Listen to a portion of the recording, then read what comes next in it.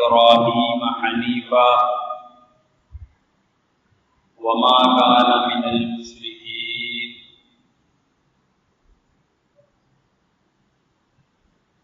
محترم عزت مند سننے والوں، میں نے آپ کے سامنے سورۃ نحل کی 123 نمبر آیت تلاوت کی ہے۔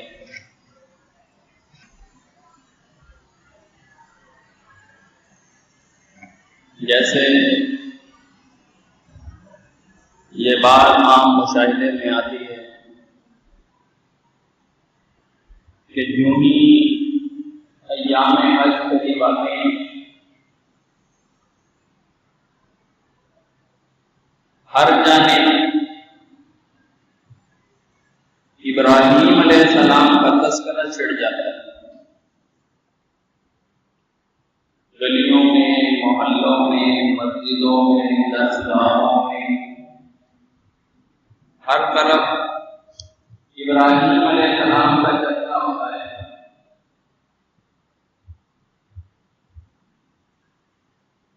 ابراہیم علیہ السلام کا ہجرت کر جانا، یہ مسئلہ بیان ہوتا ہے۔ ابراہیم علیہ السلام نے بیت اللہ کی بنیاد رکھی، اس کو تعمیر کیا، اس کی دیواروں کو اونچا کیا، یہ مسئلہ بیان ہوتا ہے۔ ابراہیم علیہ السلام کو آگ میں ڈال دیا گیا، یہ بھی مسئلہ بیان ہوتا ہے۔ سیرت ابراہیم بیان ہوتی ہے اور یہ بڑی لمبی سیرت، طویل سیرت ہے۔ یہ ہر مسلک والا، خواہ وہ اہل تشیع ہو، خواہ وہ بریلوی ہو، دیوبندی ہو، اہل حدیث ہو، کسی بھی مسلک سے تعلق رکھنے والا ابراہیم علیہ السلام کا تذکرہ چھیڑ دیتا ہے اور ہر طرف ابراہیم علیہ السلام کا چرچا گونج جاتا ہے۔ یہ اسلامی سال کا آخری مہینہ، اس میں دو قسم کی عبادات ہوتی ہیں۔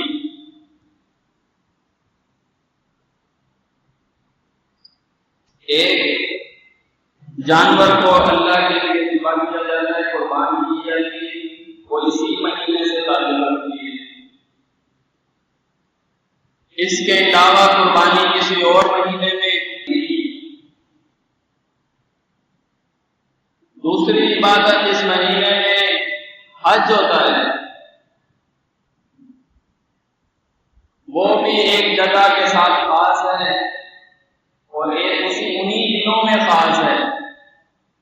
اس کے علاوہ آپ کسی اور جگہ پہ حج کریں یہ نہیں، اس کے علاوہ آپ کسی اور دنوں میں حج کریں، انہی دنوں کے ساتھ تعلق رکھتا ہے۔ ابراہیم علیہ السلام کا تذکرہ ہو رہا ہے، ابراہیم علیہ السلام کی باتوں کو بیان کیا جا رہا ہے۔ انہوں نے ہجرت کی، باپ نے گھر سے نکال دیا، ہجرت کر کے گھر بھی چھوڑ دیا، قوم بت توڑ دیے، جو قوم بت پوجتی تھی ان بتوں کو توڑا، اس توڑنے کے بعد انہیں آگ میں ڈال دیا، یہ بھی بیان کر دیا۔ یہ ساری چیزیں بیان ہوتی جا رہی ہیں، لیکن جو چیز بیان ہونے سے رہ جاتی ہے وہ ان کا عقیدہ ہے کہ ابراہیم علیہ السلام کا عقیدہ کیا تھا، یہ بیان نہیں ہوتا۔ ہر چیز بیان ہو رہی ہے، ابراہیم علیہ السلام کی ایک ایک بات کو بیان کر رہے ہیں، بڑی تفصیل سے بیان کر رہے ہیں۔ اسماعیل کو ذبح کرنا یہ بڑی تفصیل سے بیان ہو رہا ہے، لیکن ابراہیم علیہ السلام کا عقیدہ بیان ہونے سے چھوٹ گیا، یہ رہ جاتا ہے۔ اس چیز کو پیچھے چھوڑ دیا کہ ابراہیم علیہ السلام کا عقیدہ لوگوں کو بیان کیا جائے کہ ابراہیم علیہ السلام کا عقیدہ کیا تھا، کہ ابراہیم علیہ السلام کا داتا کون تھا، یہ نہیں کوئی بیان کرے گا۔ ابراہیم علیہ السلام کے اوپر جو مشکلیں آئیں ان مشکلوں کو ٹالنے والا کون تھا، ابراہیم علیہ السلام کا مشکل کشا کون تھا یہ نہیں بیان ہوگا، یہ بات پیچھے رہ جاتی ہے۔ ابراہیم علیہ السلام کا حاجت روا کون تھا یہ بات پیچھے رہ جاتی ہے۔ بڑھاپے کی اولاد میں ابراہیم نے اولاد مانگی تو کس سے مانگی یہ بات پیچھے رہ جاتی ہے۔ ابراہیم علیہ السلام کو اولاد دینے والا کون تھا یہ بات پیچھے رہ جاتی ہے۔ عقیدہ ان کا بیان نہیں ہوتا، ان کا غوث کون تھا، ان کی فریاد کو سننے والا کون تھا یہ بات پیچھے رہ جاتی ہے۔ باقی ہر چیز بیان ہو رہی ہے، جو بنیادی چیز ہے وہ پیچھے رہ گئی ہے۔ جس وجہ سے ہجرت کی وہ چھپایا جا رہا ہے، جس وجہ سے باپ نے گھر سے نکال دیا وہ چھپایا جا رہا ہے، جس وجہ سے آگ میں ڈال دیے گئے پیچھے وجہ کیا تھی، ان کے بتوں کو توڑا تو سوال کیا کیا۔ ان سے پوچھ لو لگے بولتے ہیں تو کس نے توڑا ان کو؟ جن کو تم پکارتے ہو یہ سنتے ہیں یہ بات پیچھے رہ گئی۔ جن کو تم نے حاجت روا بنایا، جن کو تم نے مشکل گدا بنایا، جن کو تم نے دا سمجھ لیا یہ بولتے ہیں جب تم انہیں پکارتے ہو یہ تمہاری آواز سنتے ہیں یہ بات پیچھے رہ گئی۔ باقی ہر چیز بیان ہو رہی تھی۔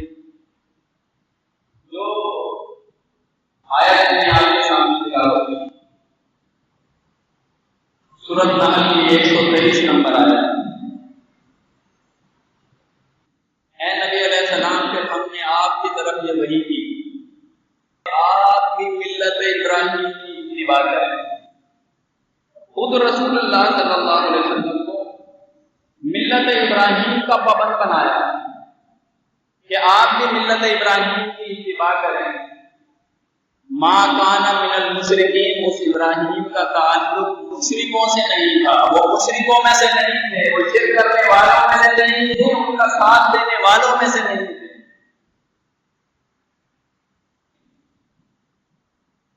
قرآن نے سابقہ انبیاء کی تفصیل بیان کی ہے۔ نوح علیہ السلام کا ذکر ہوا، قوموں نے انہیں کیا کیا جوابات دیے، کس طریقے سے انہیں ان کا مذاق بنایا، یہ قرآن میں درج ہے۔ قوم عاد، ہود علیہ السلام کا ذکر ہوا، صالح علیہ السلام کا ذکر ہوا، شعیب علیہ السلام کا ذکر ہوا، یہ انبیاء کا تذکرہ موجود ہے۔ موسیٰ علیہ السلام کا تذکرہ موجود ہے، عیسیٰ علیہ السلام کا تذکرہ موجود ہے۔ لیکن میں آپ کی توجہ اس بات پر دلانا چاہتا ہوں کہ وہ کون سی بات ہے، وہ ایسی کیا خاص بات ہے کہ اللہ نے باوجود اس کے کہ دوسرے انبیاء موجود ہیں، دوسرے انبیاء کا تذکرہ موجود ہے، قوم کی طرف سے آزمائش آئی وہ بھی موجود ہے، قوم کی طرف سے ان کو الگ کر دیا گیا، ہجرت کرنی پڑی وہ بھی موجود ہے، عذاب کی تفصیل بھی موجود ہے، اللہ نے پھر بھی ابراہیم علیہ السلام کی اتباع کا حکم دیا۔ دوسرے انبیاء بھی تو ہیں، نوح علیہ السلام ہے، صالح علیہ السلام ہے، شعیب علیہ السلام ہے، عیسیٰ علیہ السلام ہے، موسیٰ علیہ السلام ہے، یوسف علیہ السلام ہے، ان کی اتباع کا حکم کیوں نہ دیا؟ یہ 5 اس کی وجوہات ہیں جو قرآن سے میں آپ کے سامنے پیش کرنا چاہتا ہوں کہ اللہ نے ابراہیم علیہ السلام کی ملت ابراہیم کا پابند بنایا۔ اس کی خاص وجہ کیا تھی یہ میں آپ کے سامنے بیان کرتا ہوں۔ لیکن قوم کی طرف سے مصیبتیں آئی، ہر نبی کے اوپر آ رہی ہیں، قوم کی طرف سے مصیبتیں ہر نبی کے اوپر آ رہی ہیں۔ قوم جھٹلا رہی ہے، قوم انہیں دیوانہ کہہ رہی ہے، قوم انہیں جادوگر کہہ رہی ہے، قوم انہیں مجنون کہہ رہی ہے، انہیں گستاخ کہہ رہی ہے، انہیں سنسار کرنے کی دھمکیاں دے رہی ہے۔ قوم کی طرف سے مصیبتیں آ رہی ہیں، لیکن ابراہیم علیہ السلام کے اوپر قوم کی طرف سے بھی مصیبتیں آئیں اور اللہ نے بھی خوب آزمایا کہ اپنا گھر چھوڑ دو، چھوڑ دیا، بڑھاپے کی اولاد کو بیابان میں چھوڑاؤ، چھوڑ دیا، یہ اولاد جب چلنے پھرنے کے قابل ہو گئی، ساتھ دوڑنے کے قابل ہو گئی، اس کے گلے پہ چھری رکھ دو۔ خوب آزمایا، اللہ نے بھی خوب آزمایا۔ اور جب سارے امتحان میں ابراہیم علیہ السلام پاس ہو گئے، اللہ رب العزت نے فرمایا وَإِذِ ابْتَلَىٰ إِبْرَاهِيمَ رَبُّهُ بِكَلِمَاتٍ فَأَتَمَّهُنَّ، کہ جب تیرے رب نے ابراہیم علیہ السلام کو آزمائش کی بھٹیوں سے نکال لیا اور وہ امتحان میں کامیاب ہوئے تو انہیں ایک انعام دیا۔ وہ انعام کیا ہے؟ فرمایا قَالَ إِنِّي جَاعِلُكَ لِلنَّاسِ إِمَامًا، میں تمہیں لوگوں کا امام بنانے والا۔ انعام میں کیا بتایا؟ لوگوں کا امام بنا دیا۔ کچھ لوگوں نے یہاں سے گڈی ماری اور لوگوں کا عقیدہ خراب لے کیا کہ دیکھو جی ابراہیم علیہ السلام کو اللہ نے انعام دیا، ان کا رتبہ بلند کیا تو کیا بنایا؟ امام۔ پیغمبر تو وہ پہلے تھے، اب کیا بنا دیا؟ امام۔ تو معلوم ہوا امامت کا درجہ نبوت سے بھی اعلیٰ ہے۔ یہ انہوں نے دھوکہ دیا، لوگوں کو پڑھایا کہ یہ جو ہم 12 اماموں کے قائل ہیں، یہ جو ہم 4 اماموں کے قائل ہیں، یہ امامت کا رتبہ نبوت سے بھی اعلیٰ ہے۔ ابراہیم پہلے پیغمبر تو تھے، رسول تو تھے، تب اللہ نے ان کا درجہ بلند کیا تو کیا بنایا انہیں؟ امام بنا دیا۔ یہ بات آپ ذہن میں رکھیں اور ان کے اس نظریے کو چھوڑ دیں۔ کیوں؟ اس کی وجہ یہ ہے کہ یہاں جو لفظ امام مراد ہے اس سے یہ مراد نہیں جو معروف معنوں میں امامت مراد لی جاتی ہے، وہ امام مراد نہیں ہے۔ ادھر امام سے مراد ہے کہ نبوت ابراہیم علیہ السلام کے خاندان میں رکھتی ہے۔ اب جس نبی نے آنا ہے وہ ابراہیم علیہ السلام کا خاندان ہے، جس نبی نے آنا ہے وہ ابراہیم کی اولاد سے آئے گا، ہر نبی ابراہیم علیہ السلام کی اولاد سے آئے گا۔ نبوت چل پڑی اسحاق علیہ السلام سے، نبی علیہ السلام آئے اسماعیل علیہ السلام کی اولاد۔ یہ امام کا معنی ہے۔ وہاں سے دھوکہ دیا، امام کا رتبہ بلند کیا، کیا بنا دیا؟ نبی سے بھی اعلیٰ بنا دیا۔ ایک میں نے آپ کو وجہ بتائی کہ اللہ تعالیٰ نے جو ملت ابراہیم کا پابند کیا وہ کس وجہ سے؟ کہ قوم کی طرف سے تو مصیبتیں آئیں لیکن اللہ نے بھی خوب آزمایا، ان کو امتحان میں پاس کر دیا۔ اب بتایا کہ آپ ان کی اتباع کریں۔ دوسری وجہ ہے کہ ابراہیم علیہ السلام جد الانبیاء ہیں، امام جو بنا دیا جد الانبیاء ہیں۔ اب سارے نبی وہ دادا ہیں، باپ ہیں، دادا ہیں، سارے نبیوں کے دادا ہیں۔ کہ نبوت کا سلسلہ ان کی طرف چل پڑا تو فرمایا کہ آپ بھی ان کی اتباع کریں۔ پیغمبر جو سلسلہ پیغمبروں کا چل رہا ہے تو اے نبی علیہ السلام آپ بھی ابراہیم علیہ السلام کی اتباع کریں کہ یہ جد الانبیاء۔ تیسری وجہ ابراہیم علیہ السلام کی جو شخصیت ہے وہ متفق علیہ ہے۔ یہ تیسری وجہ ہے کہ اللہ نے پابند کیا نبی علیہ السلام کو آپ ان کی اتباع کریں۔ ابراہیم علیہ السلام کی شخصیت متفق علیہ ہے۔ کیا مطلب؟ دیکھیں، یہودی موسیٰ علیہ السلام کو مانتے ہیں، عیسیٰ علیہ السلام کا انکار کرتے ہیں، ہمارے نبی کا بھی انکار کرتے ہیں۔ نصرانی عیسیٰ علیہ السلام کو مانتے ہیں، موسیٰ علیہ السلام کو نہیں مانتے، ہمارے پیغمبر کو بھی نہیں مانتے۔ محمد الرسول اللہ صلی اللہ علیہ وسلم متفق علیہ شخصیت نہیں ہے، لیکن باوجود اس کے کہ یہودی موسیٰ علیہ السلام کو مانتے ہیں، ابراہیم علیہ السلام کو بھی مان رہے ہیں۔ نصرانی عیسیٰ علیہ السلام کو مان رہے ہیں، ابراہیم علیہ السلام کو بھی مان رہے ہیں۔ مشرکین مکہ جن کے پاس کوئی کتاب نہیں وہ بھی ابراہیم علیہ السلام کے دعوے دار ہیں۔ مسلمانوں نے تو ماننا ہی ماننا ہے۔ یعنی کہ ابراہیم علیہ السلام کی جو شخصیت ہے یہ متفق علیہ شخصیت ہے، ہر کوئی انہیں مان رہا ہے۔ یہودی کہہ رہے ہیں کہ ابراہیم یہودی تھا، نصرانی کہہ رہے ہیں ابراہیم نصرانی تھا، مشرکین مکہ یہ کہہ رہے ہیں کہ ہم بھی ابراہیمی ہیں۔ ہر ایک ابراہیم علیہ السلام کو مان رہا ہے۔ تو فرمایا کہ یہ متفق علیہ شخصیت ہے، اے نبی آپ ان کی اتباع کریں، ان کا عصمہ ان کے سامنے بیان کریں، ان کا عقیدہ ان کے سامنے بیان کریں، یہ انہیں اچھی شخصیت سمجھتے ہیں۔ نبی علیہ السلام کو ان کا ملت ابراہیم کا پابند کر دیا۔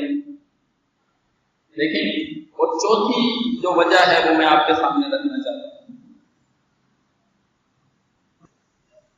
نوح علیہ السلام آئے، اللہ نے بیان فرمایا لقد ارسلنا نوحا الی قومہ، ہم نے بھیجا نوح علیہ السلام کو ان کی قوم کی طرف۔ کیا کہا انہوں نے؟ یا قوم اعبدوا اللہ ما لکم من الہ غیرہ، یہ ان کا انداز دعوت ہے۔ انہوں نے کہا ہے میری قوم کے لوگوں اللہ کی عبادت کرو، تمہارا اس کے سوا معبود کوئی نہیں۔ فرمایا وَإِلَىٰ عَادٍ أَخَاهُمْ هُودٍ، ہود علیہ السلام کو ہم نے بھیجا اس قوم کی طرف، ان لوگوں کی طرف، ان کے بھائی ہود کو بھیجا۔ قَالَ يَا قَوْمِ اعْبُدُوا اللَّهَ مَا لَكُم مِّنْ إِلَٰهٍ غَيْرُهُ، انہوں نے یہ کہا ہے میری قوم کے لوگوں اللہ کی بندگی کرو، اللہ کی عبادت کرو، تمہارا اس کے سوا کوئی معبود نہیں۔ اب دعوت کا انداز دیکھیں، نوح علیہ السلام آ رہے ہیں یہی الفاظ ہیں، ہود علیہ السلام آ رہے ہیں یہی الفاظ ہیں۔ فرمایا وَإِلَىٰ ثَمُودَ أَخَاهُمْ صَالِحًا، ہم نے قوم سمود کی طرف بھیجا ان کے بھائی صالح علیہ السلام کو۔ قَالَ يَا قَوْمِ اعْبُدُوا اللَّهَ مَا لَكُم مِّنْ إِلَٰهٍ غَيْرُهُ، انہوں نے کہا کہ اے میری قوم اللہ کی عبادت کرو، اللہ کی بندگی کرو، تمہارا اس کے سوا کوئی معبود نہیں ہے۔ پھر فرمایا وَإِلَىٰ مَدْيَنَ أَخَاهُمْ شُعَيْبًا، ہم نے مدین والوں کی طرف بھیجا ان کے بھائی شعیب علیہ السلام کو۔ قَالَ يَا قَوْمِ اعْبُدُوا اللَّهَ مَا لَكُم مِّنْ إِلَٰهٍ غَيْرُهُ، اے میری قوم کے لوگوں اللہ کی عبادت کرو، تمہارا اس کے سوا کوئی معبود نہیں۔ آپ الفاظ دیکھ رہے ہیں، ایک ہی ترتیب آ رہی ہے، انبیاء کی دعوت کی ایک ہی ترتیب آ رہی ہے۔ ابراہیم علیہ السلام کا انداز کیا ہوا؟ چوتھی وجہ میں آپ کو بیان کر رہا ہوں، ابراہیم علیہ السلام کا انداز نرالا ہے۔ سارے پیغمبروں کا انداز آپ نے دیکھ لیا، اب ابراہیم علیہ السلام کا انداز بیان ہو رہا ہے۔ پہلے دن باپ کے سامنے کھڑے ہیں، اذ قال لابیہ، باپ سے کہنے لگے یا ابتی لم تعبد ما لا يسمع ولا يبصر ولا يغني عنك شيئا، ابا جان کی عبادت میں لگے ہوئے ہیں، نہ سنتے ہیں نہ دیکھتے ہیں نہ ذرا برابر کام آتے ہیں، کوئی نفع نقصان پہنچانے کے لیے لائق نہیں ہے۔ یہ نہیں کہا کہ آپ اللہ کی عبادت کریں، یہ بعد میں بتائیں گے کہ عبادت کس کی کریں، یہ بعد میں بتائیں گے کہ یہ سجدہ کس کا کرنا ہے، رکوع کس کا کرنا ہے، نظر و نیاز کس کی دینی ہے، یہ میں بعد میں بتاؤں گا۔ پہلے تم بتاؤ جن کی پوجا کر رہے ہو کیا یہ سنتے ہیں؟ انداز نرالا ہے۔ یہی چیز اللہ تعالیٰ کو مطلوب ہے۔ فَمَن يَكْفُرْ بِالطَّاغُوتِ، جو کفر کرے طاغوت کا، وَيُؤْمِنْ بِاللَّهِ، پھر اللہ کے اوپر ایمان لے کر آئے۔ ایمان کس کا قابل قبول؟ پہلے کفر کرو طاغوتوں کا، پھر اللہ کے اوپر ایمان لے کر آؤ۔ یہ چوتھی وجہ میں نے آپ کے سامنے بیان کی۔ دیکھیں ابا جان سے کہتے ہیں یا ابتی لا تعبدوا الشیطان، آپ شیطان کی اتباع نہ کریں۔ یہ پہلے دن بتا رہے ہیں ابا جی، ابا جان آپ شیطان کی اتباع نہ کریں، ان الشیطان کان للرحمن عصیا، بے شک شیطان جو ہے وہ رحمان کا نافرمان ہے۔ یہ میں بعد میں بتاؤں گا عبادت کس کی کرنی ہے، تمہارا داتا کون ہے، دستگیر کون ہے، حاجت روا مشکل کشا کون ہے، یہ میں پہلے تم بتاؤ جن کی تم عبادت کر رہے ہو، جن کو تم نے حاجت روا مشکل کشا جھولیاں بھرنے والا سمجھ لیا ہے، جب تم ان کو پکارتے ہو یہ کیا یہ سنتے ہیں؟ یہ چیز بیان ہونے سے بھی رہ جاتی ہے اور یہ چیز لوگوں میں پھیلائی بھی نہیں جاتی، اس کو چھپا لیا جاتا ہے، باقی ہر چیز بیان ہو رہی ہے۔ یہودی کہہ رہے تھے کہ ابراہیم بھی یہودی تھا لہذا ہمارا جو عقیدہ ہے ابراہیم کا بھی وہی عقیدہ ہے۔ نصرانی کہہ رہے ہیں ابراہیم نصرانی تھا، ہمارا جو عقیدہ ابراہیم اسی کا قائل تھا۔ مشرکین مکہ یہی کہہ رہے ہیں کہ جس راستے پر ہمیں یہی دین ابراہیمی ہے، وہ بت توڑنے والے یہ بت بنانے والے پھر بھی یہی کہہ رہے ہیں کہ ہم ابراہیمی ہیں۔ جس بت توڑنے کی پاداش میں انہیں آگ میں ڈال دیا، وہی بت بنا کے بیت اللہ میں رکھ رہے ہیں، خود انہیں کا بت بنا کے بیت اللہ میں رکھ دیا اور پھر بھی کہہ رہے ہیں ہم ابراہیمی ہیں۔ دیکھیں جب اللہ رب العزت نے فرمایا وَمَن يَرْغَبُ عَن مِّلَّةِ إِبْرَاهِيمَ، اس سے بڑا بے وقوف اور کون ہو سکتا ہے، إِلَّا مَن سَفِهَ نَفْسَهُ، کے اعتبار سے وہ اپنی جان کے اعتبار سے بے وقوف اور کون شخص ہوتا ہے جو ابراہیم کا طریقہ چھوڑ دے۔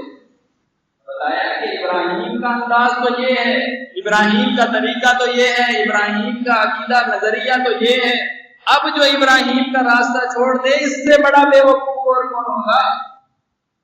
بتائیں، یہ ابراہیم کا انداز ہے۔ فرمایا وَلَقَدِ اصْطَفَيْنَاهُ فِي الدُّنْيَا، ہم نے دنیا میں بھی اسے چن لیا، وَإِنَّهُ فِي الْآخِرَةِ لَمِنَ الصَّالِحِينَ، اور آخرت میں بھی اس کا انجام کو صالحین میں سے ہو۔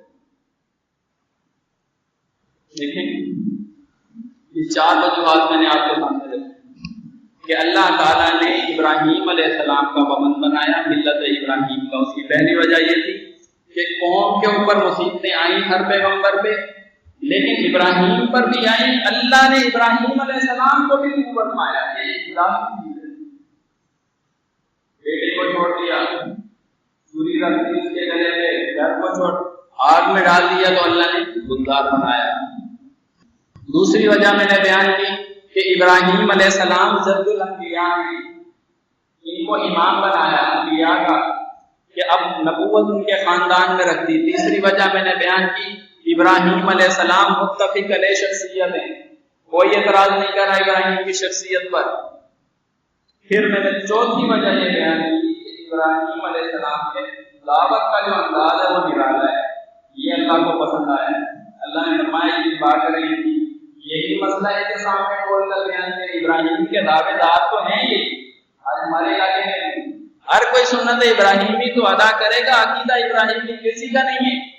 کیوں؟ بیان ہی نہیں ہوتا، مساجد میں مجلسوں میں لوگوں کے سامنے یہ بیان ہی نہیں ہوتا۔ باقی ہر چیز بیان ہوگی، عقیدہ ابراہیم بیان نہیں ہوگا۔ جن کو تم پکارتے ہو کہ یہ سنتے، ہر کوئی سننے کا قائل ہے، ہر کوئی سمجھنے کا قائل ہے کہ بھئی ان کے پاس چلے جاؤ، انہیں پتہ چل جاتا ہے کون میرے دربار میں آیا ہے کون نہیں آیا۔ جب میت کے پاس جاتا ہے کوئی شخص، اس کے اچھے اعمال ہو تو خوش ہو جاتا ہے، اس کے برے اعمال ہو تو غمگین ہو جاتا ہے۔ یہی عقیدہ ابراہیمی ہے۔ لیکن پانچویں وجہ کیا ہے ملت ابراہیم کا پابند بنانے کی؟ پانچویں وجہ کیا ہے؟ ابراہیم علیہ السلام اپنی ذات میں ہی ایک امت ہے۔ فرمایا کہ ان ابراہیم کان امۃ، بے شک ابراہیم علیہ السلام ایک امت کا کوئی معنی بھی آپ کریں، امت کے بے شمار معنی ہیں۔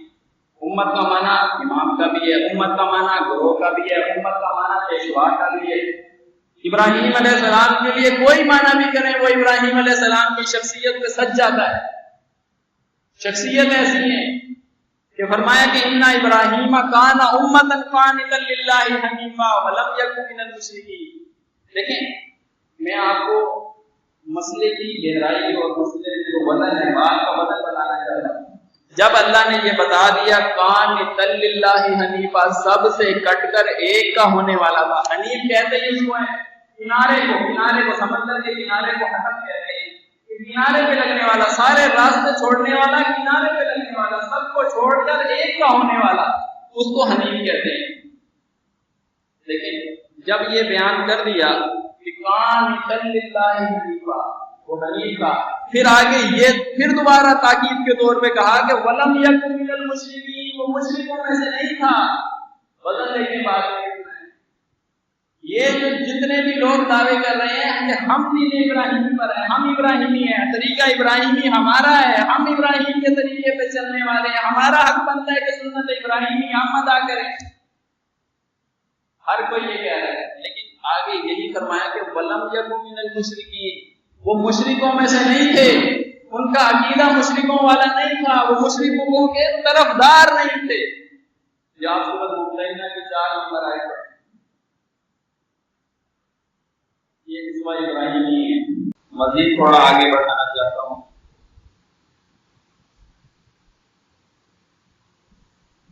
آپ دیکھیں گے کہ چند دنوں کے بعد پوری دنیا سے صاحب استطاعت لوگ اپنے پیسے خرچ کریں گے اور یہ قربانی والی عبادت کریں گے۔ جب وہ جانور خریدنے کے لیے منڈیوں میں جائیں گے، منڈیوں میں گھومیں گے پھریں گے، سارا دن وہاں پر خوار ہوں گے، اس سارا دن خوار ہونے کا مقصد صرف ان کا یہی ہوگا کہ کوئی اچھا جانور ہمیں مل جائے، کوئی ایسا جانور ہمیں مل جائے جس کے اندر شرعی نقص کوئی نہ ہو۔ یہ قربانی ہم نے اس کی کرنی ہے جس میں شرعی نقص نہ ہو، یہ مہنگا نہ ہو، اس इसका सींग कटा हुआ ना हो, इसका कान कटा हुआ ना हो, इसका चलना फिरना सही हो, ये लंगड़ा ना हो, वो जानवर तलाश करें और देखने में भी खूबसूरत हो। बेशक वो खूबसूरती के अलग से उसको पैसे देंगे, लेकिन जानवर पसंद का तलाश करेंगे, सारा दिन ख्वार हो। जिस तरह कुर्बानी के जानवर को खरीदने के लिए, उसे कुर्बान करने के लिए कुछ चीजों का देखना लाजमी शर्त है। बेशक अगर आपने 1 लाख का जानवर लिया या 2 लाख का जानवर लिया, अगर उसमें कोई शरई नुक्स पाया गया, उस जानवर में जो कोई शरई नुक्स है जो हदीस के अंदर बयान हुआ है, तो वो कोई शरई नुक्स उसके अंदर पाया गया, आपका 1 लाख वाला जानवर या 2 लाख वाला या जितना भी महंगा जानवर आप उसको खरीद लें, वो कबूल नहीं होगा। बेशक आपका ईमान अकीदा भी दुरुस्त हो, ये भी बात है, ईमान अकीदा भी दुरुस्त हो, आपने उसको दिबा भी सही तरीके से किया हो, लेकिन वो शरई नुक्स वाला जानवर है, वो कबूल नहीं होगा। जिस तरह कुर्बानी के जानवर को कुर्बान करने के लिए कुछ चीजें देखी जाती हैं, इसी तरह जो शख्स ये जानवर कुर्बान कर रहा है उसके अंदर भी कुछ चीजें देखना लाजमी जरूरी है। जिस तरह आप जानवर को देखेंगे, उसको चलाएंगे फिराएंगे, शरई नकाइश तो नहीं है इसके अंदर, इसी तरह जो शख्स ये जानवर कुर्बान करने के लिए पैसे खर्च कर रहा है, इसके ईमान में, इसके अकीदे में, इसकी कमाई में भी कुछ चीजें देखना लाजमी शर्त है, तब वो जाकर जो है कुर्बानी कबूल होगी, वरना अपने आप को धोखा देने की कोई जरूरत नहीं, कुर्बानी कबूल नहीं होगी। अगर ईमान में, अकीदे में या कमाई के अंदर कोई फॉल्ट पाया गया, जो शरई नुक्स है वो पाया गया, तो ये कुर्बानी कबूल नहीं होगी। ये ना लोगों को दिखाएंगे इन्होंने भी कुर्बानी की है, बच्चे खुश हो जाएंगे, अपने आप को धोखे में ना डालें, कुर्बानी जो है वो कबूल होने वाली नहीं। अब चूंकि ईद के आने में चंद दिन बाकी है,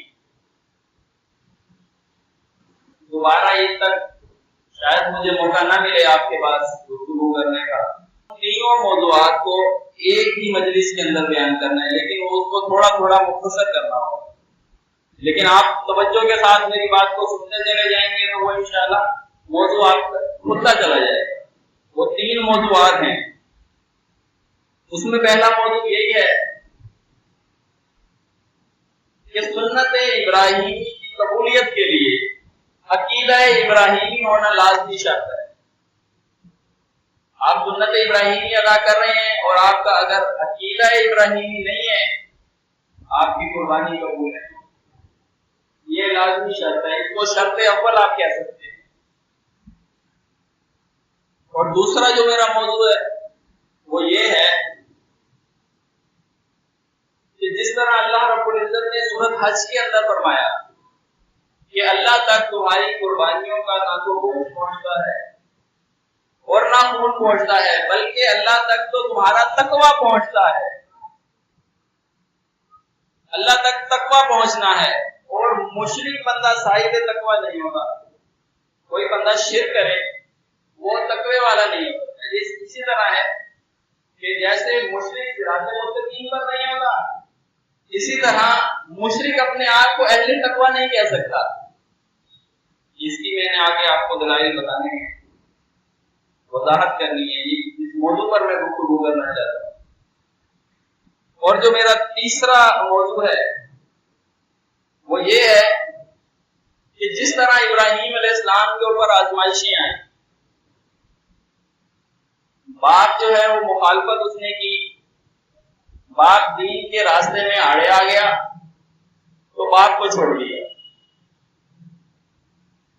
अगर अल्लाह रब्बुल इज्जत ने आजमाइश की और बेटे की कुर्बानी चाही, वो भी दे दी, बेटा भी। और फिर कौम ने, उससे पहले वालिद ने घर से निकाला, घर से निकल गए, कौम ने अपने वतन से निकाल दिया, वतन से हिजरत करके कहने लगे मैं अपने रब की तरफ हिजरत कर रहा हूं, वतन छोड़ दिया। اور جس طرح حکومت کے ظلم کی پرواہ نہیں کی، نمرود کے سامنے ڈٹ گئے، کوئی پرواہ نہیں کی، یہ آزمائش آئی۔ پھر جب قوم کے بت توڑے، اس کی پاداش میں انہیں آگ میں جانے کا فیصلہ کیا گیا، اس کو منظور کر لیا۔ جس طرح ابراہیم علیہ السلام کے اوپر یہ آزمائشیں آئی ہیں، اور سورۃ توبہ کی 24 نمبر آیت کے حوالے سے 8 چیزیں آپ کو چھوڑنی پڑیں گی، تب جا کے یہ سنت ابراہیمی آپ کی قبول ہوگی۔ اس موضوع کو میں تھوڑا بیان کرنا چاہتا ہوں۔ یہ 3 موضوعات ہیں۔ میں پہلے موضوع پہ اس کو تھوڑا سا مختصر کرنا چاہتا ہوں کہ سنت ابراہیمی کو اس کو قبولیت کی حد تک پہنچانے کے لیے عقیدہ ابراہیمی ہونا لازمی شرط ہے۔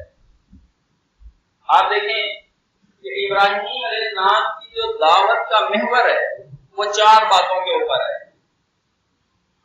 پوری دعوت انہی 4 باتوں کے گرد گھوم رہی ہے۔ یہ 4 باتیں بہت زیادہ آپ کو مختلف موضوعات پر ملتی رہتی کہ جن کو تم پکار رہے ہو وہ سنتے نہیں، یہ پہلی بات۔ جن کو تم پکار رہے ہو وہ سنتے نہیں ہیں، اور جن کو تم پکار رہے ہو وہ دیکھتے نہیں ہیں۔ لا یسمعوا ولا یبصروا۔ جن کو تم پکار رہے ہو، جن کو داتا دستگیر غوث غوث اعظم تم نے بنا لیا ہے اللہ کے سوا، لا یسمعوا، وہ تمہاری پکار نہیں سنتے۔ تم یہاں سے دعائیاں لگاتے ہو، وہ تمہاری پکاریں نہیں سنتے۔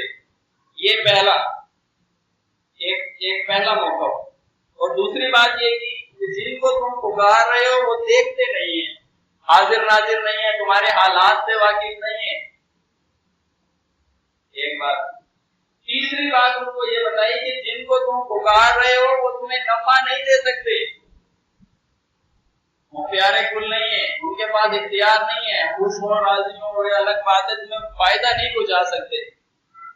اور چوتھی بات یہ ہے کہ جن کو تم پکار رہے ہو وہ تمہیں نقصان بھی نہیں دے سکتے۔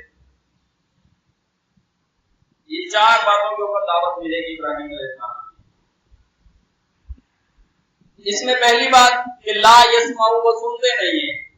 انک انت السمیع العلیم، یہ سورۃ بقرہ کی 127 نمبر آیت ہے۔ اس سے پیچھے ابراہیم علیہ السلام کا اللہ نے ذکر کیا ہے کہ جب ابراہیم علیہ السلام کعبہ کی بنیاد رکھ رہے تھے، بیت اللہ کی بنیاد رکھ رہے تھے، دعائیں کرتے جاتے تھے کہ اللہ اس شہر کو امن کا گہوارہ بنا دے۔ پھر یہاں پہ دعا کرتے جاتے تھے، پھر اللہ نے بھی ڈیوٹی لگائی کہ اس گھر کو اعتکاف کرنے والوں کے لیے، طواف کرنے والوں کے لیے، رکوع اور سجدہ کرنے والوں کے لیے تم پاک رکھو۔ وہ یہ کام کر رہے ہیں، یہ ڈیوٹیاں سر انجام دے رہے ہیں، اور ساتھ ساتھ دعا کرتے جاتے ہیں کہ ربنا تقبل منا، اے اللہ ہم سے یہ جو ہمارے کام ہیں ان کو قبول کر لے۔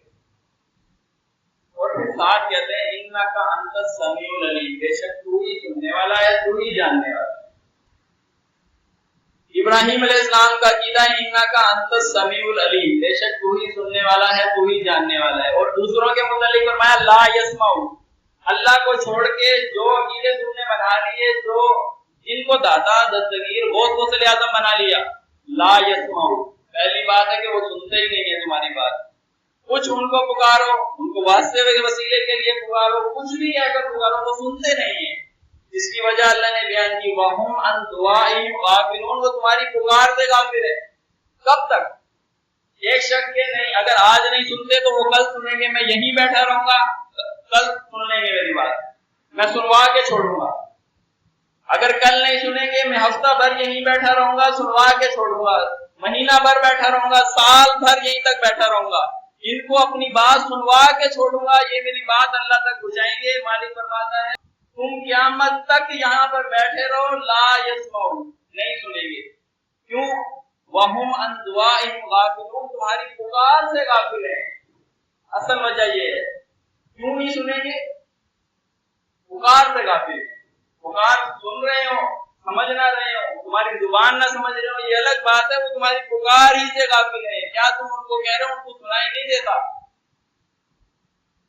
اور پھر فرمایا کہ اے نبی صلی اللہ علیہ وسلم انک میت و انہم میتون، آپ نے بھی مر جانا ہے اور ان لوگوں نے بھی مر جانا ہے، اور جو میت ہو جائے وہ نہیں سنتا۔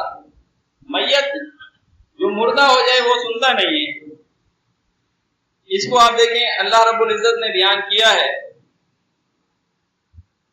فرمایا کہ اے نبی صلی اللہ علیہ وسلم انک لا تسمع الموتى، آپ جو ہے وہ مردوں کو سنا نہیں سکتے.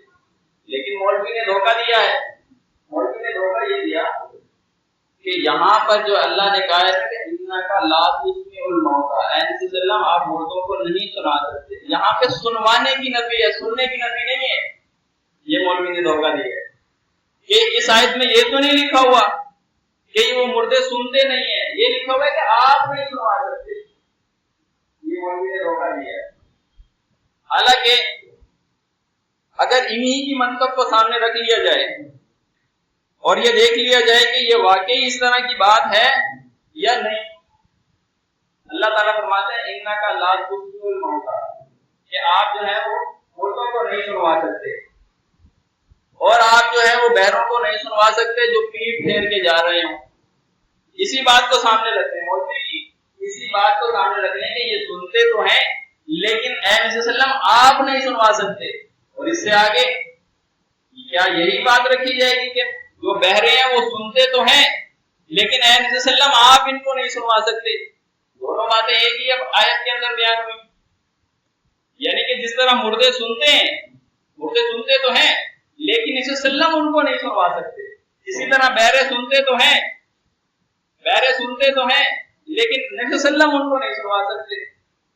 یہ عقیدہ سمجھا جائے گا؟ نہیں، ان کا انکار کیا گیا، سنتے نہیں ہیں. جس طرح بہرے نہیں سنتے اس سے زیادہ مردے نہیں سنتے.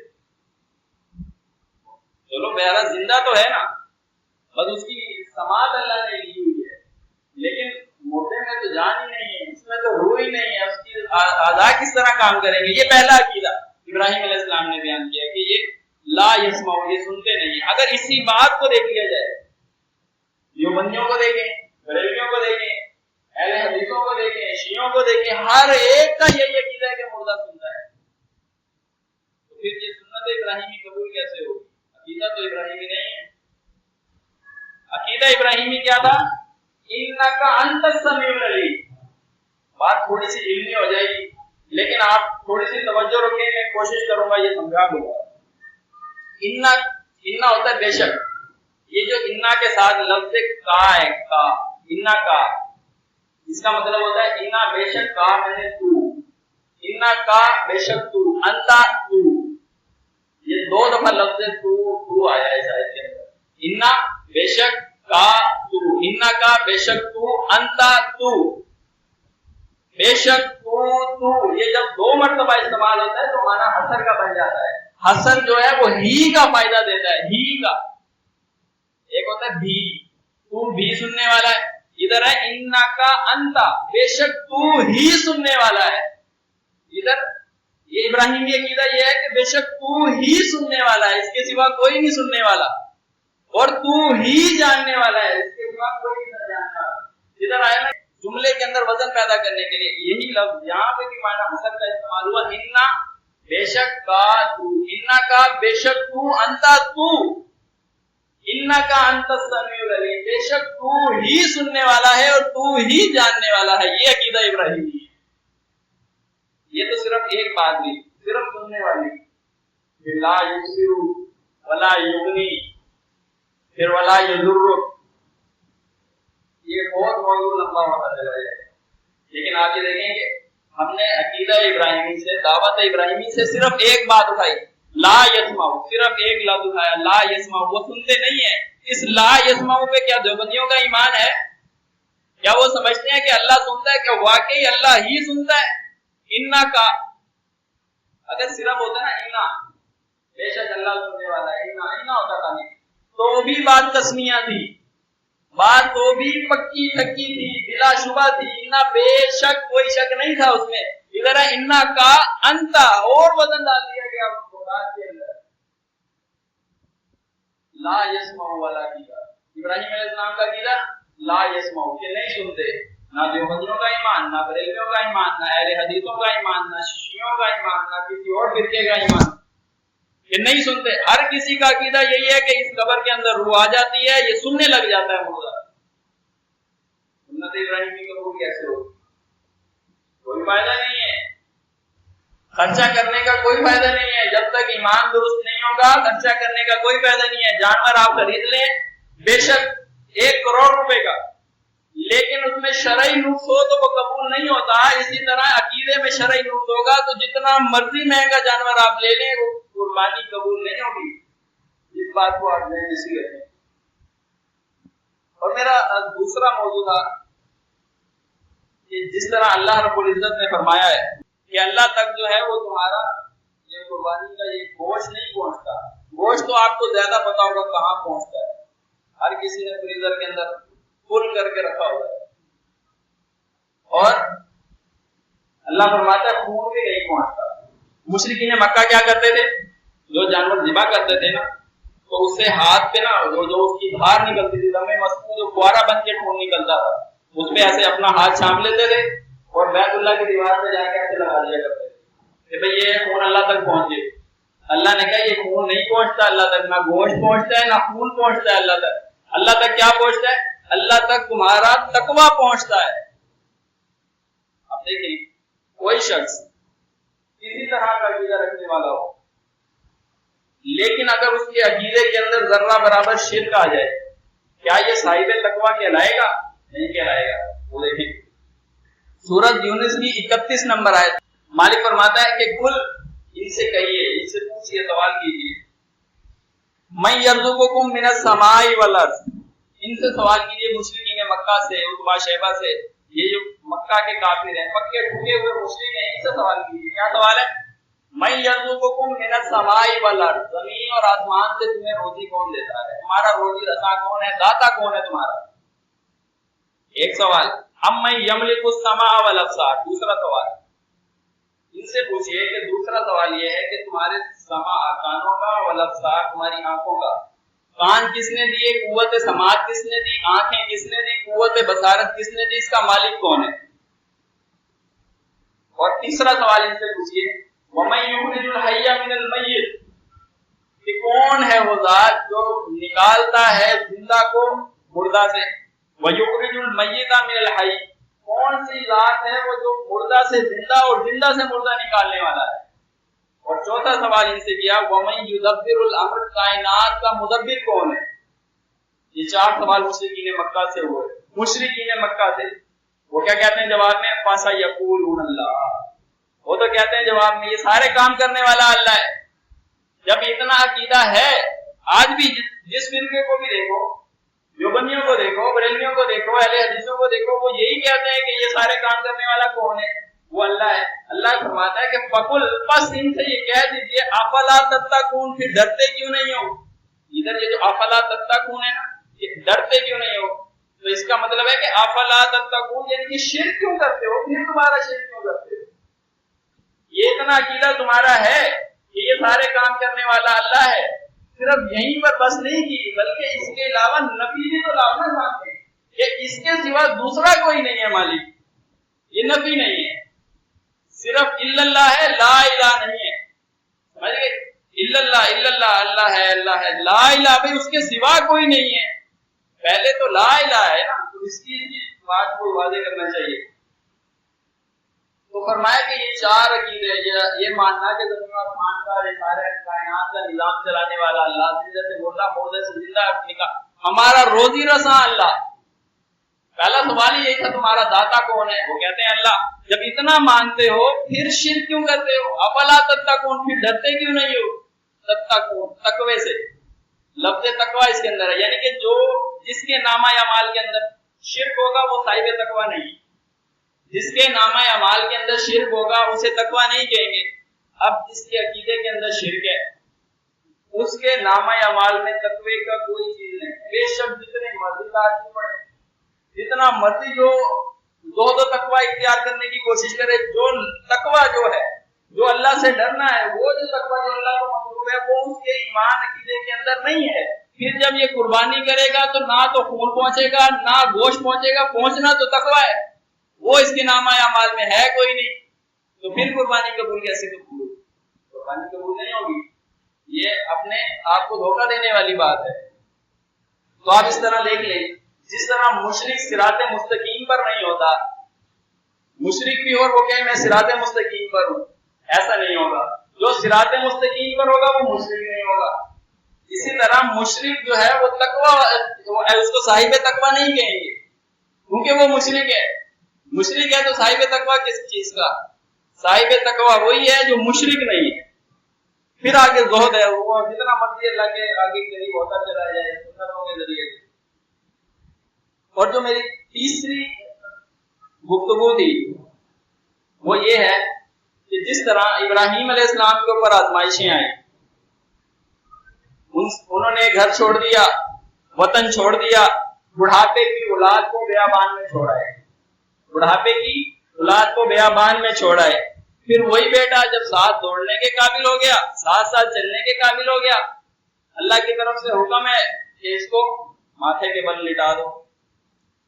اس کو لٹا دیا، سولی اس کے گلے پہ رکھ دی. پھر حکومت کے ظلم کی پرواہ نہیں کی، نمرود کے سامنے ڈٹ گئے. وہ کہنے لگا، ابراہیم علیہ السلام نے کہا کہ میرا رب وہ ہے جو زندہ بھی کرتا ہے اور مارتا بھی ہے. کہنے لگا آنا احیی و امید، میں بھی زندہ کرتا ہوں اور مارتا ہوں. کیا اس کی اس میں منطق تھی؟ وہ یہ تھی کہ جن لوگوں کے اوپر پھانسی کا آرڈر تھا، جن لوگوں کو سزائے موت ہونی تھی، اس نے کہا ان کو سزائے موت ہونی ہے، ان کو میں چھوڑ دیتا ہوں، جن کو نہیں ہونی ان کو میں مار دیتا ہوں. لو آنا احیی و امید، میں بھی زندہ کرتا ہوں اور مارتا ہوں. یہ اس کی منطق تھی. ابراہیم علیہ السلام نے بحث نہیں کی. اس سے آگے اور ایک اور دلیل تھی، اچھا اگر تم یہاں پر چلاکی کرتے ہو تو میرا رب تو وہ ہے جو مشرق سے سورج کو نکالتا ہے مغرب میں غروب کرتا ہے، تم ایسے کرو، تم مغرب سے لے آؤ. اللہ کہتا ہے فبہت الذی کفر، آپ حیران رہ گئے یہ کیا کیا جواب دوں اس کا. ظلم کی پرواہ نہیں کی، اکیلے ہیں. ظالم بادشاہ کیا کہے گا مجھے تو یہ اس نے نظر بند کر دینے، ہم نے کوئی پرواہ نہیں کی، ڈٹ گئے. توحید کو کھول کے بیان کیا. تو آگے دیکھیں، اور جب قوم کے بت توڑے، اسی بت شکنی کی پاداش میں آگ کا الاؤ تیار ہو گیا، اس میں جانے کو منظور کر دیا. ٹھیک ہے جی میں اس میں چلا گیا. باپ دین کے راستے میں آڑے آیا، اس کو چھوڑ دیا. اب اللہ تعالیٰ کیا فرماتا ہے؟ یہ سارا دعوت ابراہیمی انداز ہے، یہ ملت ابراہیمی ہے. آپ دیکھیں، عبادت ان سے بچا لو. دنیا تو ان کے ساتھ ہے، دنیا میں تو ان کے ساتھ رہنا ہے، ان کے ساتھ اٹھنا بیٹھنا ہے، ان کے ساتھ کھانا پینا ہے، ان کے ساتھ اخلاق ہے، سارے معاملات ہیں، لیکن دین جدا کرنا ہے. صرف اور صرف دین الگ کرنا ہے. جب دین سے الگ کرنا ہے تو پھر قربانی بھی ان کے ساتھ نہیں کرنی. قربانی بھی ان کے ساتھ، کیونکہ قربانی عبادت ہے. قل ان الصلاۃ، بے شک میری نماز، ونسکی میری قربانی، ومحیایا ومماتی میرا جینا اور میرا مرنا، للہ اس کے لیے، اللہ کے لیے. یہ تو عبادات ہیں. عبادت میں مشرک کے ساتھ شریک نہیں ہونا. اس کو اپنی عبادت میں کہ آپ اس کے حصے دار بن جائیں. یعنی کہ قربانی جو ہے 7 حصے، 6 حصے ایمان والے، 1 مشرک شامل ہو گیا، باقی 6 کی بھی قبول نہیں ہوگی. جو ایمان والے ہیں ان کی بھی قبول نہیں ہوگی. کیوں؟ قربانی 7 حصوں کے نام نہیں ہے. 7 حصوں کا نام نہیں ہے کہ 7 حصے اکٹھے ہو جائیں تو یہ قربانی ہوتی ہے. قربانی ہے اراقۃ الدم، وہ خون کا بہانا. خون کا بہانا قربانی ہے، وہ عبادت ہے. خون کا بہانا عبادت ہے. تو اس عبادت کے اندر جب مشرک حصے دار بن گیا تو یہ تو ضائع ہو گیا، باقی 6 کی بھی ضائع ہو گئی. مثال، دنیاوی مثال، کیونکہ مثال کے ذریعے کافی اللہ تعالیٰ نے بات سمجھائی ہے.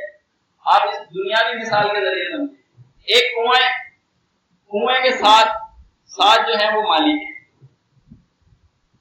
اب ایک بندہ ان میں سے کنویں میں پیشاب کر دیتا ہے، باقی 6 کا تو پانی پاک رہے گا؟ نہیں پاک رہے گا، باقی 6 کا بھی خراب ہو جائے گا. اس طرح مشرک اگر قربانی میں شریک ہو گیا تو باقی 6 کی بھی قربانی ضائع ہو جائے گی. یہ نہ سوچے کہ چلو گوشت تو ڈالائے گا تو وہ گوشت نہیں ہوگا نا، قربانی عبادت تو نہیں ہوگی. تو اللہ تعالیٰ فرماتے ہیں کہ یا ایھا الذین آمنوا، اے لوگوں جو ایمان لے کر آئے ہو، لا تتخذوا آباءکم واخوانکم اولیاء ان استحبوا الکفر علی الایمان ومن یتولوا منکم. اگر کوئی شخص اس میں سے دوبارہ ادھر چلا جائے تو اللہ فرماتا ہے کہ فاولئک هم الظالمون. جب روک دیا، پابندی کو اس نے اختیار نہیں کیا، پھر دوبارہ انہی سے محبت، انہی کے ساتھ جو ہے اپنی دلی محبت، انہی کے ساتھ اپنا ایمان عقیدہ مکس کرتا جا رہا ہے، عبادات ان کے ساتھ مکس کرتا جا رہا ہے، فاولئک هم الظالمون، ایسے شخص ظالم. 8 چیزوں کا ذکر کیا میں نے. اللہ تو اس بات کو میں مکمل کرتا ہوں. اللہ کہتا ہے کل ان سے کہہ دیجئے ان کان آباؤ. دیکھو سنت ابراہیمی ادا کرنی ہے, تھوڑے سے ایمان کی عقیدے کی اصلاح کر لو. اس میں کوئی انویسٹ نہیں کرنی پڑتی, بیٹھے بیٹھے عقیدہ صحیح ہو سکتا ہے, بیٹھے بیٹھے عقیدہ صحیح ہو سکتا ہے. اپنی مرضی اللہ کے ثبوت کر دینا اسلام ہے. کل ان کان آباؤ, یہ دیکھو کہ اگر اللہ کے راستے کے اندر آڑے آنے والی چیزیں 8 چیزیں کی ہیں اللہ نے ایک ہی آیت کے اندر, اگرچہ ہو تمہارے باپ دادا, اگرچہ ہو تمہارے بیٹے بیٹیاں, وَإِخْوَانُكُمْ, اور ہو تمہارے بہن بھائی, یہ دین کے اندر آڑے آ رہے ہیں. ان لوگوں نے ایمان کے مقابلے میں کفر کو پسند کیا ہوا ہے, اگرچہ اس کے اندر باپ دادا ہوں, بیٹے بیٹیاں ہوں, بہن بھائی ہوں, وَأَزْوَاجُكُمْ, اور تمہاری بیویاں ہوں اور بیویوں کے لیے شوہر ہوں, وَعَشِيرَتُكُمْ, اور تمہارے رشتہ دار ہوں, وَأَمْوَالٌ اقْتَرَفْتُمُوهَا, وہ مال جو تم نے کمائے ہیں. اب اس کا ڈر لگ گیا ہے, اگر اللہ کی بات کھولی, کوئی وضاحت کی تو یہ مال ہم سے چھین جائے گا. وَأَمْوَالٌ اقْتَرَفْتُمُوهَا وَتِجَارَةٌ تَخْشَوْنَ كَسَادَهَا, اب تمہیں ڈر ہے کہ وہ جو میری تجارت ہے, جو میری دکان ہے, میرا آفس ہے, میری جو جاب ہے, وہ ختم ہو سکتی ہے اگر یہ آڑے آ رہی ہے. فرمایا کہ وَتِجَارَةٌ تَخْشَوْنَ كَسَادَهَا وَمَسَاكِنُ, اور وہ گھر جس کے اندر تم رہتے ہو, یا پناہ گاہ جس کی طرف تم نے پناہ لی ہوئی ہے, وہ تمہارا باس ہے, مالک ہے, وہ تمہیں کیا کہتا ہے, وہ مشرک ہے, وہ آڑے آ رہا ہے دین کے معاملے میں, رکاوٹ بن رہا ہے, اور پھر تم اس کی بات مان لیتے ہو, اللہ کی بات کو چھوڑ دیتے ہو, اسی طرح اس کے ساتھ بھی کفر اختیار کر لیتے ہو, ایمان کو چھوڑ دیتے ہو. اللہ کے راستے کے اندر تم کو دوڑ نہیں کرتے, لڑتے نہیں ہو اللہ کے لیے. تو فرماتا ہے مالک فتربصوا, پس تم انتظار کرو, حتی یاتی اللہ بامرہ, حتی کہ اللہ تعالیٰ اپنا امر واضح کر دے, اپنا امر لے آئے, یعنی کہ عذاب لے آئے تمہارے اوپر. واللہ لا یہدی القوم الفاسقین, اللہ جو ہے فاسق قوم کو ہدایت نہیں دیتا. یہ 8 چیزیں سنت ابراہیمی کو ادا کرنی ہو, آپ نے سنت ابراہیمی ادا کرنی ہو. جس طرح ابراہیم علیہ السلام کے اوپر آزمائشیں آئیں اور انہوں نے یہ چیزیں چھوڑ دی, باپ چھوڑ دیا, بیٹے کو قربان کیا, گھر بار چھوڑ دیا, وطن چھوڑ دیا, وہاں میں جانے کو منظور کر لیا.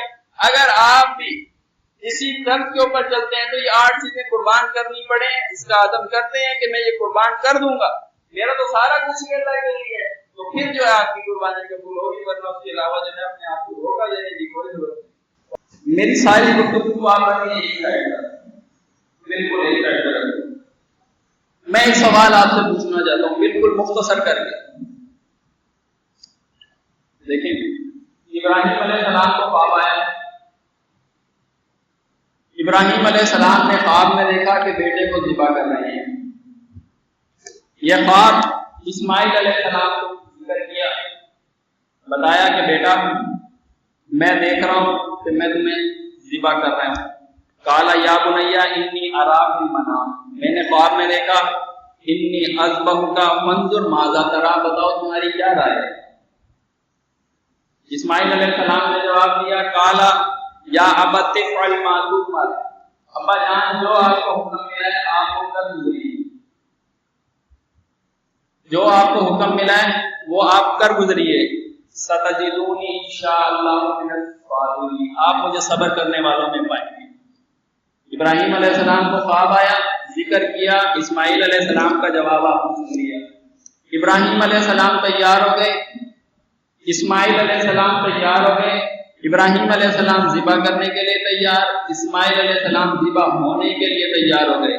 قرآن کہہ رہا ہے فلما اسلما, جب وہ مسلم ہو گئے, دونوں کی رائے ایک ہو گئی. فلما اسلما وتلہ للجبین, جب جبین کے بل ابراہیم علیہ السلام نے اسماعیل علیہ السلام کو لٹا دیا, اب پھیرے چھری پھیرنے لگے, تب اللہ تعالیٰ نے فرمایا یا ابراہیم قد صدقت رؤیا. ایک بات یہ ہے, یا ابراہیم قد صدقت رؤیا, اے ابراہیم تم نے اپنا خواب سچا کر دکھایا. میں آپ سے سوال جو کرنا چاہ رہا ہوں وہ یہ ہے کہ دیکھیں یہ جو سارا معاملہ ہوا, ابراہیم علیہ السلام لے گئے, ذبح کرنے کے لیے ماتھے کے بل لٹا دیا, وہ ذبح ہونے کے لیے تیار ہو گئے. یہ امتحان تھا, یہ امتحان تھا یا علیاذ باللہ یہ ڈرامہ تھا. امتحان امتحان تھا۔ قرآن خود کہتا ہے ان ھذا لہو البلاء المبین، یہ کھلا امتحان تھا۔ اگر ابراہیم علیہ السلام کو پتا تھا کہ میں اسماعیل کو لے جاؤں گا اور اسماعیل نے ذبح نہیں ہونا، آپ میری بات کو پہنچیں، ابراہیم علیہ السلام کو اگر پتا تھا کہ میں اسماعیل علیہ السلام کو لے جاؤں گا، میں نے ماتھے کے بل لٹا دینا ہے، اسماعیل کو خراش نہیں آنی، اللہ نے قربانی قبول کر لینی ہے، یہ پتا تھا؟ نہیں پتا تھا۔ اگر یہ پتا تھا تو یہ امتحان نہیں ہوگا، کیوں؟ اسماعیل علیہ السلام کو پتا ہے میں نے ذبح نہیں ہونا، انشاءاللہ من الصابرین کا کیا معنی ہوگا؟ ابراہیم علیہ السلام کو پتا ہے اس کو خراش بھی نہیں آنی، یہ امتحان نہیں ہوگا۔ اس سے کیا مطلب نکلا کہ انبیاء کو آنے والے حالات کا علم نہیں ہوتا، انبیاء کو آنے والے معاملات کا علم نہیں ہوتا، انبیاء عالم الغیب نہیں ہوتے۔ اگر یہ کہو کہ انبیاء عالم الغیب ہے، انبیاء معاملات آنے والے معاملات کو دیکھنے والے ہیں، جانتے ہیں اسے پہلے سے، انبیاء کو اولین اور آخرین کا علم ہے، تو پھر یہ کہنا پڑے گا یہ ڈرامہ تھا۔ اور یہ سوچ بھی، یہ تصور کی انسان کو کفر کی وادی میں لے جاتی ہے۔ دیکھیں ڈرامے کے اندر کردار متعین ہوتے ہیں۔ ڈرامے میں ہر کسی کو پہلے سے پتا ہے میں نے یہاں سے آنا ہے، تم نے یہاں سے آنا ہے، تم نے یہ بات کہنی ہے، میں نے یہ بات کہنی ہے، تم نے مجھے شوٹ کرنا ہے، میں نے گر جانا ہے، مرنا نہیں ہے میں نے، ہر کسی کو پتا ہے۔ اگر یہ ساری چیزیں انبیاء کو پہلے علم تھی، اسماعیل علیہ السلام کو علم غیب تھا، ابراہیم علیہ السلام کو علم غیب تھا، پھر یہ امتحان نہیں بنے گا، یہ سارا ڈرامہ بنے گا جو اللہ تعالیٰ کی کتاب پر بھی الزام، انبیاء کے اوپر بھی الزام، اور اللہ کی صرف علم غیب والی کو کس نے مان لی؟ کلمے کا انکار ہو گیا۔ کلمے میں کہا تھا لا الہ الا اللہ، اللہ کے سوا کوئی معبود نہیں، یعنی کہ جو الہ کی صفات ہیں وہ صرف اللہ میں ہے۔ اگر اللہ کی صفات اگر کسی اور میں ڈال دی تو کلمے کا بھی انکار ہو جائے گا، اسلام سے دائرہ اسلام سے بھی خارج ہو جائے گا، اور قربانی کرنا قبول ہونا یہ تو بہت دور کی بات ہے۔ اللہ رب العزت سے دعا ہے اللہ ہمیں حق بات کہنے اور اس پر عمل کرنے کی توفیق عطا فرمائے۔